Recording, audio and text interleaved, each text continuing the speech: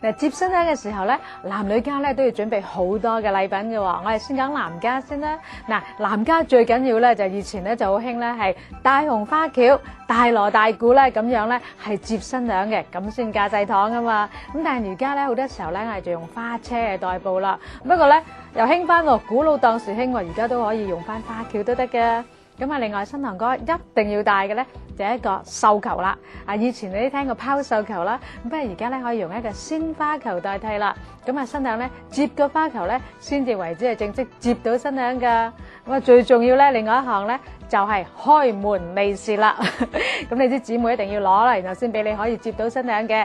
嗱，開門利是咧最好咧就9字尾喎，咁啊攞翻個意頭咧就係長長久久，天長地久啦。譬如我哋話9999個9毫9，當然可以討價還價啦。嗱，女家要準備嘅咧，首先咧就開門利是嘅遊戲啦。咁啊，點解我哋會玩遊戲咧？因為我哋攞翻個意頭啦。因為玩遊戲期間咧，我哋有歡笑聲、拍掌聲啦，咁樣咧越開心咧，咁我哋就話旺丁旺宅又旺財嘅。咁啊，除咗遊戲之外咧，咁當然咧我哋仲有一啲儀式嘅用具啦。譬如話我哋拜神嗰陣時啊，有雞啊、魚啊、肉啊等等啦。咁另外咧敬茶喎，我哋需要茶杯啊、貴賤啊等等嘅。啊，至於女家玩遊戲嗰陣時咧，當然好似禁忌咧要留意啦。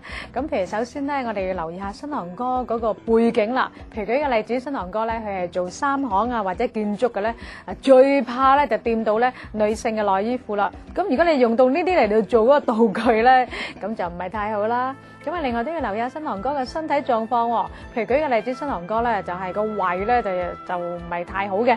咁啊，如果你又要去食啲指天椒啊，勁辣嘅嘢，咁啊搞到胃抽筋嗰陣時，大件事啦，係咪？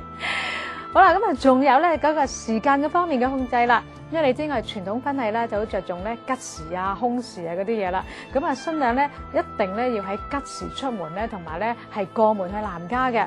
咁如果嗰啲姊妹喺度討價還價、講開門利是，唔晒吉時咧，喺空時入到男家咧，哇，咁啊又係唔好啦。